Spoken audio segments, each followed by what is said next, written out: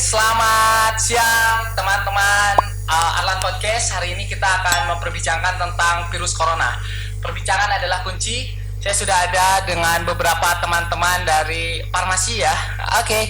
Ada Mas Kirul dari PCIAI, Ketua PCIAI Kota Cimahi ya. Ya, betul. Mas Kirul, nanti kita akan berbincang banyak tentang persoalan-persoalan yang terjadi di seputaran masyarakat di Kota Cimahi dan di seluruh Indonesia ya terkait virus corona.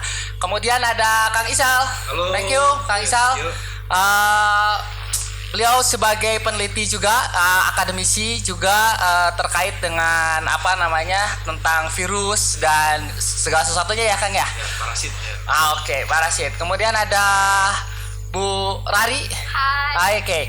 Bu Rari ini spesialisasi di farmasinya tentang apa ya?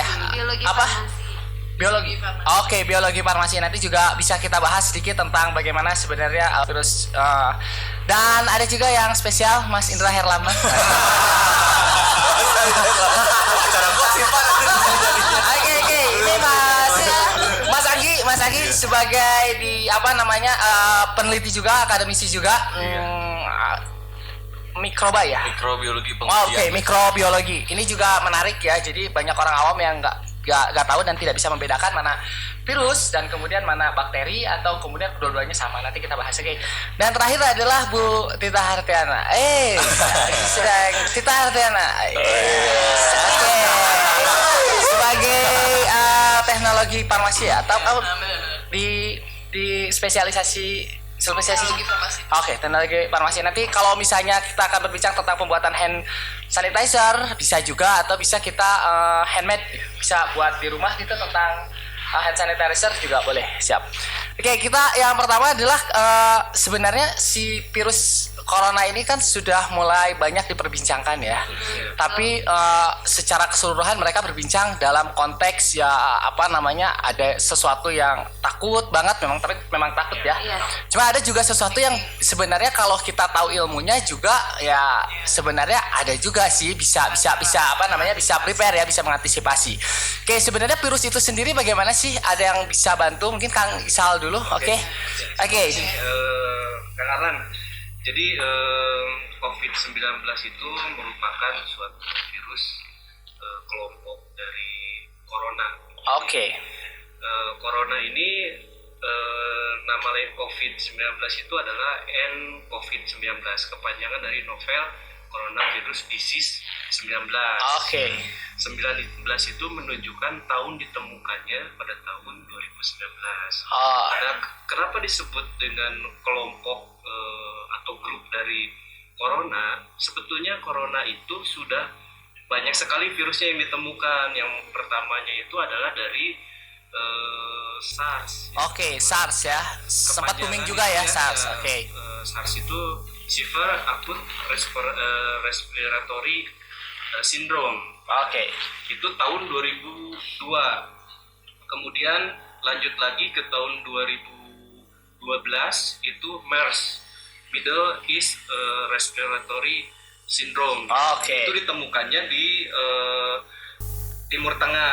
Kalau SARS sama ditemukannya di makanya disebut MERS ya, Middle East ya, karena ada di Timur Tengah. Oke. Nah, baru terakhir nCoV. Kenapa N? Novel itu yang paling terbaru. Coronavirus yang paling terbaru gitu. Jadi grup SARS, MERS sama nCoV itu grupnya adalah coronavirus. Jadi si nama corona kalau buat di teman-teman farmasi bukan nama baru sih sebenarnya ya, sudah sejak dulu dan sudah banyak penelitiannya. Hanya saja kalau untuk yang corona yang sekarang yang novel itu ya, yang nCoV itu novel. Jadi novel itu maksudnya adalah keterbaruan. Keterbaruan. Dan oke. Bisa lanjut lagi Kang kira-kira? Nah, apa yang membedakan antara SARS, MERS sama COVID? Yang membedakannya itu satu dari inkubasinya. Kalau yang nCoV ini kan sama 14 hari. Kemudian penularannya. Nah, penularannya itu awalnya penularannya itu hewan ke hewan. Terus bisa juga hewan ke manusia. Nah, kemudian manusia ke manusia. Nah, kalau yang SARS itu dari awalnya dari kelelawar. Oke, yang SARS ya. Ya, sama kelelawar, terus nanti nyambung ke hewan yang lainnya, kemudian masuk ke manusia. Kalau yang Middle East itu dari kelelawar ke unta. Yang ininya. Makanya nyebarnya banyaknya di Middle East, unta gitu. Nah, kalau yang si COVID itu dari kelelawar ke ular atau ke kelelawar ke terenggiling. Jadi kenapa predatornya itu adalah si kelelawar itu predatornya salah satunya ular. Nah, si ular ini nanti bisa dimakan oleh manusia. Jadi nyambung si penularannya dari kelelawar ke ular ke manusia, ke manusia lagi. Nah, itu kemudian yang membedakannya lagi simptomnya sebetulnya. Semuanya sama, simptomnya flu gitu ya. Tapi yang paling parah itu kalau yang sebetulnya yang nCoV pneumonia dan bisa nanti komplikasinya ke Oke, stop dulu. Kalau untuk yang tadi apa pneumonia itu apa dia? Itu apa maksudnya? Kan itu kalau yang lain-lain flu, tapi tadi kan dikatakan bahwa yang berbahaya itu kalau yang di nCoV itu adalah ada pneumonia. Nah, pneumonia itu maksudnya dia menyerang di paru-paru. Oke, di paru-paru ya. Sehingga akhirnya kesulitan untuk bernapas. Oke. Kalau sudah kesulitan bernapas berarti artinya kan bisa juga efek paling parahnya itu adalah kematian ya. Betul. Karena tidak ada pernapasannya terganggu. Oke. Menarik. Kemudian bergeser sedikit di virus tadi sudah banyak ya, nanti mungkin bisa di sharing lagi. Dan yang kemudian yang saya tanyakan adalah ada yang menarik ketika misalnya di SARS, di MERS gitu ya, dan kemudian di nCoV. Di nCoV ini cepat banget gitu penularannya, berbeda dengan yang lain-lain. Kalau yang SARS, MERS memang sempat booming tapi selesai. Kalau yang sekarang sepertinya mewabah di seluruh dunia, ya gitulah. Nah, maksudnya adalah kenapa ini bisa lebih cepat dibandingkan virus yang lain gitu loh. Apakah karena memang si virusnya memang dia sudah terbarukan dan sudah modern gitu ya dalam bahasa ini, atau kemudian memang emang kitanya sebenarnya sudah ada gitu, atau seperti apa di yang sekarang? Oke, jadi yang bagusnya dari si nCoV itu dia punya karakteristik penyebarannya yang paling cepat di antara MERS sama SARS. Ya, sehingga dia bukan hanya endemik, jadi pandemik juga. Sehingga kecepatan untuk menyebarkannya itu lebih cepat dibandingkan SARS sama MERS. Kan ada yang endemik dan kemudian ada yang pandemik ya, supaya nanti teman-teman tahu juga kalau yang endemik itu sama pandemik. Kalau endemik lokal. Ya. Kalau pandemik udah internasional, jadi nyebarnya bisa ke mana-mana. Sehingga banyak kebijakan yang melakukan pemerintah banyak di beberapa negara melakukan lockdown gitu ya, atau ada beberapa kebijakan yang akhirnya bisa mengisolasi seperti di kita ya sebenarnya penyebaran. Tapi ada yang penting sebenarnya bagaimana kita supaya penyebaran ini juga bisa terhenti gitu loh. Tapi sebenarnya kita juga bisa menghindari penyebaran itu sehingga akhirnya bisa berhenti gitu loh penyebarannya gitu. Kira-kira apa yang harus dilakukan gitu, misalnya harus dilakukan oleh kita pribadi gitu, atau kepada seluruh masyarakat? Ada yang bisa bantu jawab mungkin dari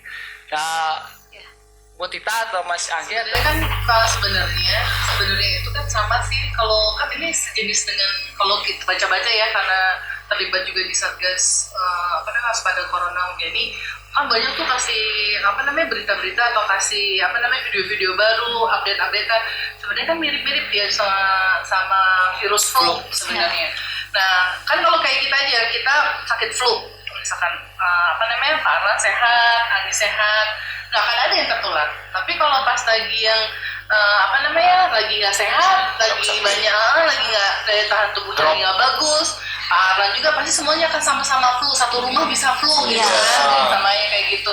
Jadi untuk menghentikan itu ya kita harus meningkatkan imunitas tubuh, kita harus jaga kesehatan, itu aja sih gitu, dan mengisolasi diri gitu. Yang paling aman memang sesuai dengan himbauan pemerintah itu berarti sudah tepat ya.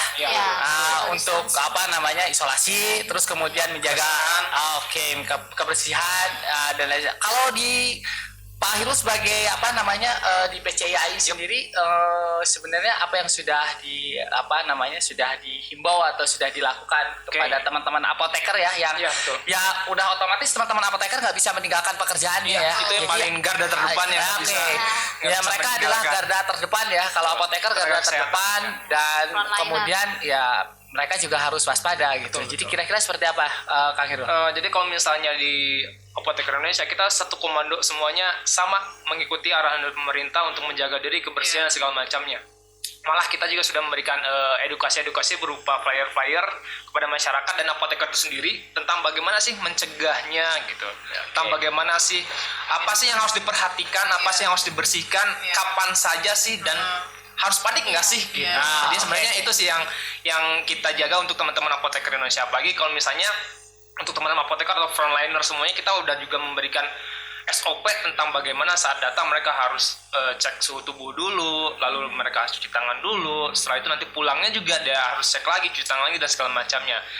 Ya kalau misalnya tenaga kesehatannya tidak diedukasi pertama kali saat dia ketemu dengan pasien yang belum tentu sehat juga seperti kata berita tadi, gimana nanti ya penyebarannya. Makanya dari teman-teman apoteker juga yuk kita sama-sama yang di bagian kebersihan itu tetap harus yang pertama, dan yang membatasi diri untuk self isolation itu betul gitu, harus mencoba gitu, untuk bisa ke arah sana.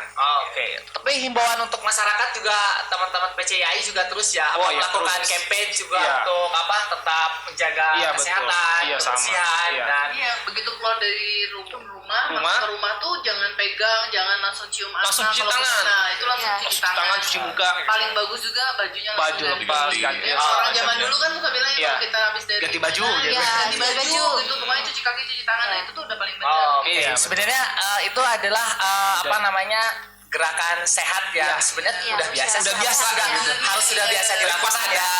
bencana gini ya jadi lebih harus lebih Bagus. aware. Oh, lebih aware lagi ya. Lebih aware sebenarnya. lagi. Oke. Perilaku hidup. Tadi berbicara tentang cuci tangan ya, cuci tangan, kemudian pakai sabun sudah paling efektif. Sudah paling Kemudian efektif. juga ada pakai hand sanitizer dulu. Tapi sebelum ke sana aku mau nanya dulu si hand sanitizer ini kan sekarang benar-benar langka ya. Jadi artinya bukan benar-benar langka, agak susah juga dicari gitu ya untuk merek-merek tertentu. Iya. Tapi banyak juga yang beredar kemudian dia tiba-tiba gitu Iya. ada gitu ya. Iya. Nah, Jadi konten gitu ya. semua orang bisa buat hand sanitizer gitu ya sebenarnya. Nah ini kan juga berbahaya juga ya sebenarnya. Apakah yang mereka lakukan itu sudah benar atau takarannya sudah benar gitu ya? Kalau saya sih mau tanya dulu ke Mas Anggi terkait misalnya si hand sanitizer ini ya, si hand sanitizer ini ada banyak beredar gitu ya. Ada pengujiannya nggak sih gitu? Misalnya supaya ini benar-benar sudah efektif atau kemudian hanya dibuat terus diedarin gitu? Kan bahaya juga gitu. Jadi kalau dalam kacamata Mas Anggi sebagai apa sih tadi? Mikrobiologis. Oh, mikrobiologi. Bagaimana ini Mas Anggi? Kalau misalkan hand sanitizer yang udah dibuat harusnya memang harus diuji dulu gitu. Dia tuh ada efeknya enggak gitu kan. Kadang-kadang mungkin kalau masyarakat buatnya itu tanpa takaran yang jelas gitu. Alhasil sebenarnya dia jadi konsentrasinya berkurang atau kadarnya kurang gitu. Kalau misalkan kita di lab, pertama biasanya diuji itu aktivitas dari si hand sanitizer gitu, bisa menggunakan metode difusi agar ataupun pakai turbidimetri gitu ya, atau pakai tabung-tabung gitu.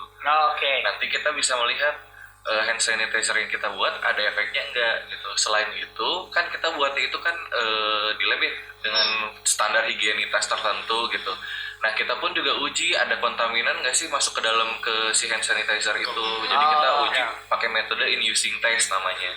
Nah di in-using test itu si desinfektan atau si antiseptik itu dimasukkan ke dalam suatu pelarut yang dimana kita tambahkan desinfektan inaktivator gitu ya. Jadi si desinfektan ini kita hancurin dulu gitu sebelum pengujian. Pas diuji kalau misalkan tumbuh mikroba di sini misalkan bakteri gitu ya atau enggak jamur, pasti di sekeliling daerah si agarnya itu muncul pertumbuhan gitu. Nah kalau yang dibuat di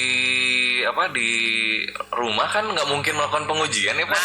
Karena kan sebenarnya si agar-agar yang untuk khusus mikrobiologi biasanya cuma ada di lab gitu. Terus kemudian untuk melakukan sterilisasi alatnya juga ada di lab gitu. Jadi sebenarnya sih kalau di masyarakat yang mending ikutin aja aturan yang memang sudah jelas gitu hand sanitizer-nya, tapi digunakan untuk sendiri gitu. Tidak boleh diedarkan. Tidak boleh. Tidak boleh diedarkan ya. PCI juga Diperjualbelikan kan diedarkan ya, tapi diperjualbelikan. Oh, oke. Perjualbelikan. Karena syaratnya kan harus ada izin edar kalau misalnya memang ingin dijual. Oh, oke. Tapi sebenarnya boleh nggak sih, misalnya gini, kan kalau tadi serius banget ya, di lab gitu kan, terus ada barang-barang di rumah yang bisa digunakan hanya untuk misalnya ya hand sanitizer buatan gitu, tapi nggak diedarin. Mereka bisa buat juga gitu, tapi bukan untuk diperjualbelikan atau diedarkan.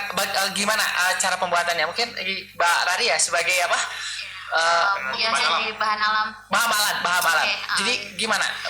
Misalnya kalau di rumah mau buat gitu atau pakai bahan alam gitu ya? Jadi Kang Arlan kan sekarang ini kan memang banyak ya yang tutorial-tutorial beredar juga bagaimana buat hand sanitizer yang home friendly dan seterusnya. Sebenarnya pada dasarnya banyak juga yang menggunakan bahan alam. Yang pertama itu aloe vera atau lidah buaya ya.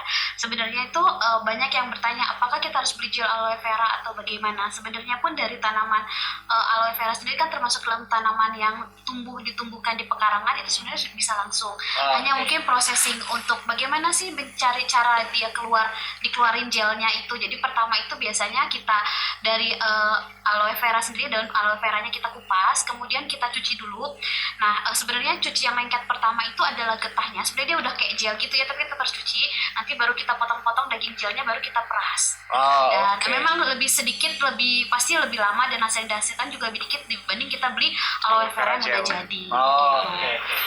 Jadi artinya aloe vera juga bisa digunakan untuk Bisa, karena penelitian membuktikan bahwa memang dia mengandung fenolik, dan juga fenolik itu sebagai antibakteri, dan juga flavonoid yang tinggi. Jadi memang pada dapat membunuh sebagai antibakteri beberapa bakteri patogen atau yang menyebabkan penyakit, dan juga beberapa virus.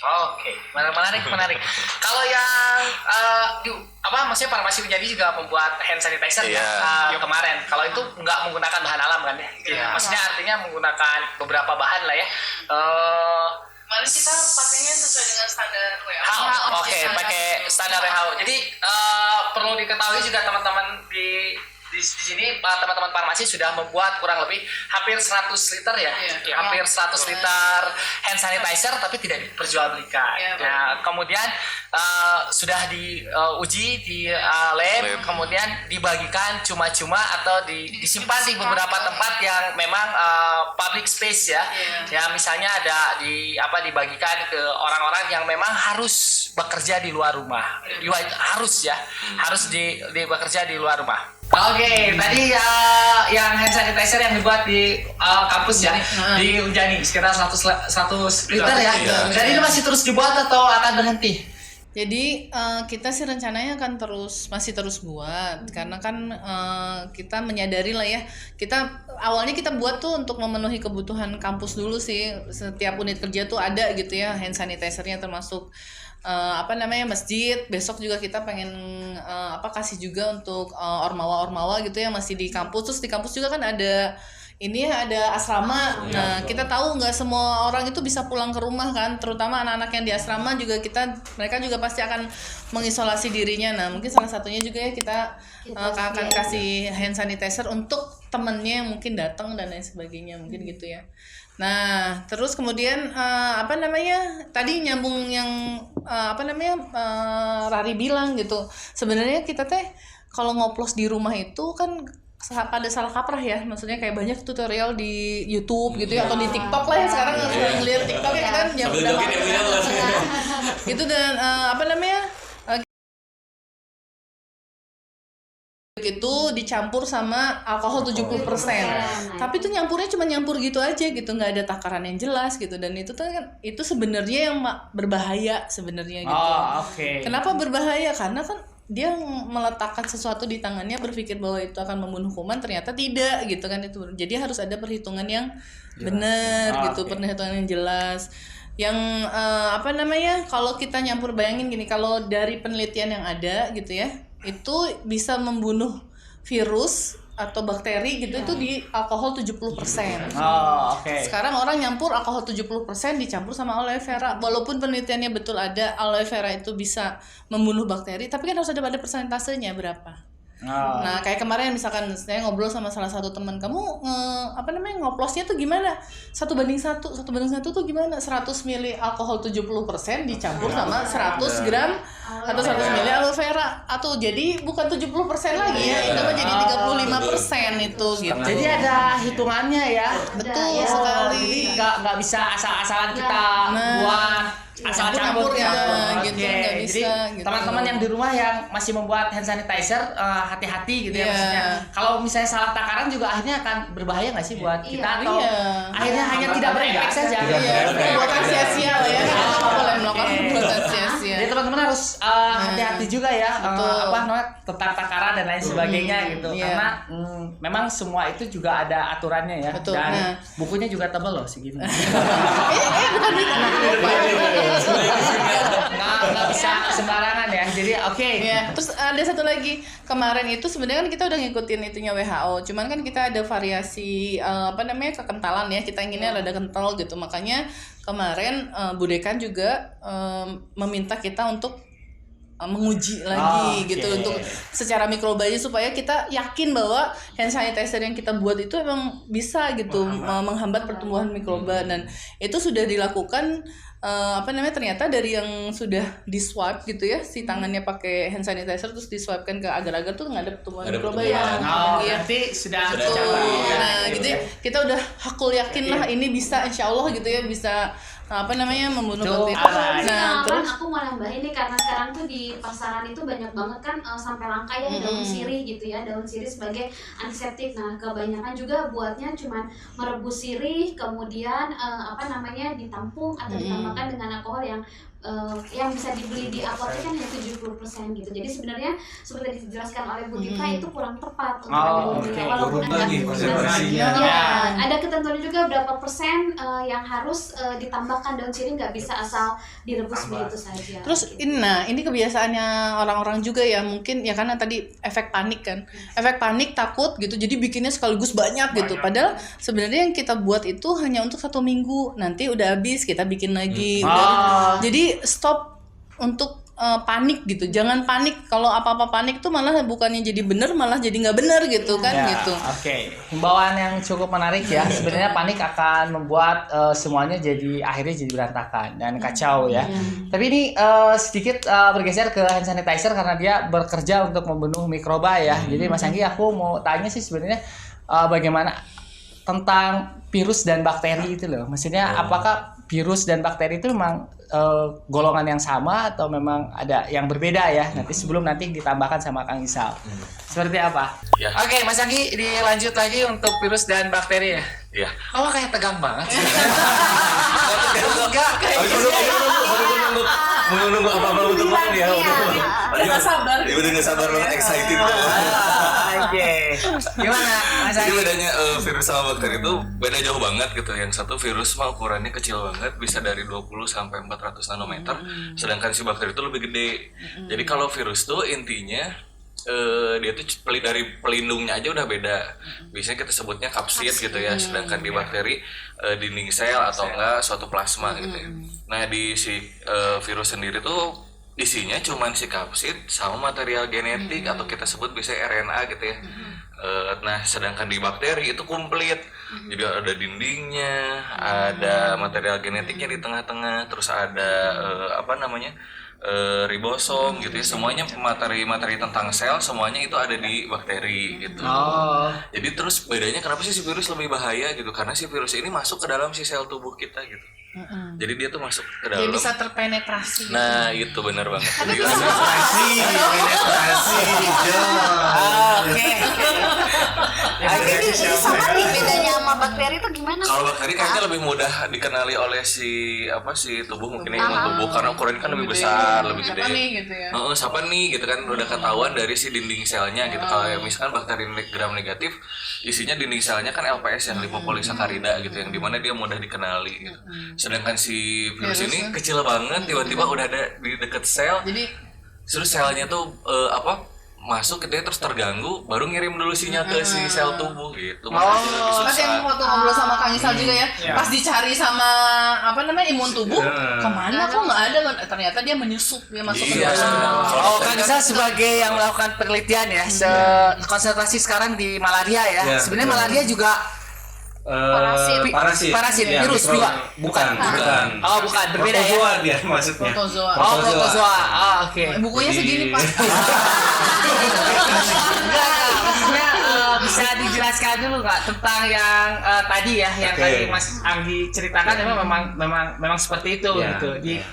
Mungkin kalau ada kaitannya dengan penelitiannya Kang Isal gitu. Ya, baik. Kalau yang tadi menambahkan dari yang Kang Anggi ya, kalau yang si mikrobiologi atau bakteri itu nanti perkembangannya bisa pembelahannya biner gitu ya.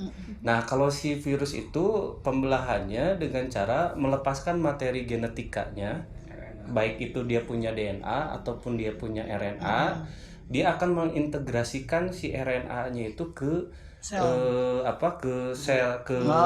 DNA-nya manusia. Kalau dia materi genetiknya RNA, dia harus ngebalik dulu dari RNA, dibalikin dulu ke DNA dengan dia punya namanya enzim reverse transkriptase. Dia merubah RNA jadi DNA, kemudian nanti si DNA-nya itu diintegrasikan ke DNA hostnya. Jadi si DNA hostnya salah mengcopy, bukan mengcopy DNA hostnya, tapi mengcopy DNA si virus. Oh, oke, rumit ya. Aku juga menyebalkan. Rumit sama saya Pak, rumit kan. Sekali ya. Rumit ya. Kalau saya sih lebih senang berbicara politik kan. Gitu ya. Nah, jadi Bapak udah paham ya kenapa saya rumit ya Pak? Oke, rumit sekali ya. Banyak sekali ternyata dalam tubuh kita juga si sel-sel tuh tadi ya bisa menyusup, kemudian mengcopy gitu ya.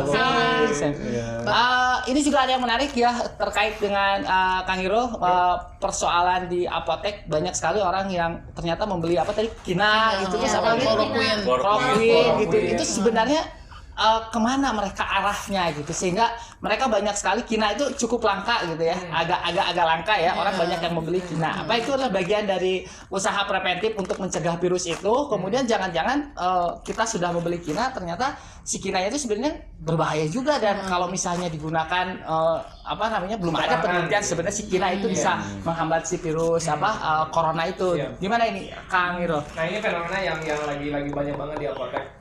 Ya salah satu bentuk paniknya masyarakat gitu ya. Ada sedikit berita dari WA group atau medsos segala macam gitu yang menyebutkan ini kina dan kloroquine bisa, padahal sebenarnya belum tentu juga. Dan ini banyak sekali yang sudah membahas, baik peneliti seperti Pak Faisal ini pasti akan langsung membahas, apalagi kebetulan pas nih kina dan kloroquine hubungannya dengan malaria. Jadi benar banget nih sebenarnya, nanti akan saya tambahkan lengkapnya oleh Pak Faisal nih nanti setelah ini. Jadi fenomenanya terjadi di apotek, betul Pak, banyak orang yang membeli kina dan segala macam. Namun sekali lagi untuk yang apakah bisa digunakan untuk mengobati preventif itu belum dibuktikan, belum bisa dibuktikan. Kalau negara lain, ini kita berbicara karena negara lain sudah pernah memakai dan ada yang sembuh. Makanya di Indonesia atau di masyarakat kita, oh berarti ini bisa juga dong gitu. Terus yang parahnya itu mereka jadi preventif itu parah banget itu. Langsung Parah itu banget. membeli berbox dan segala macam. Karena sih kan obat itu sebenarnya kan inti semua obat adalah racun gitu. Kalau misalnya nggak digunakan dengan tepat, tidak dalam keadaan yang sakit dan segala macamnya, baik lagi orang sehat saja efeknya bisa seperti tempat orang sehat. Mungkin efeknya bisa dijelaskan oleh Ini menarik ya tadi ketika berbicara obat itu adalah racun. Jadi kalau gambarnya farmasi apotek itu kan ada cawan dan ular ya. Kalau takarannya tepat di cawan itu akan jadi obat. Tapi kalau tidak dia akan berbisa seperti ular. Aku lebih hafal kayak gitu. Jadi saya lebih hafal daripada yang lainnya. Untuk hal yang tadi logonya. Tangan kanan pegang apa kayak kanan? Megang madu. Nah, kadang Tangan kiri megang racun. Jadi nggak lupa itu. Racun. boleh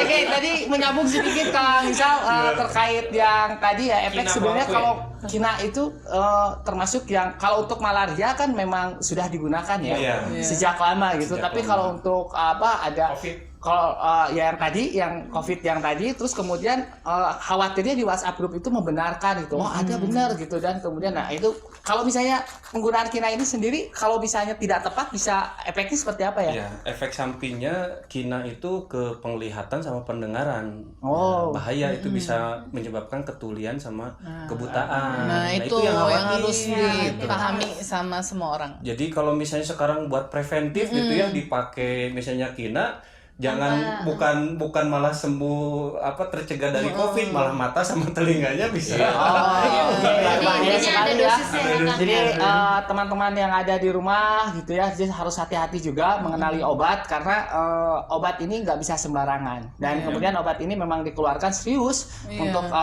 walaupun sebenarnya si COVID sendiri kan belum ada obatnya yang efektif ya. Selain kita menjaga menjaga daya tahan tubuh dan baik dan lain sebagainya. Untuk sementara vaksinnya juga belum ada gitu kan.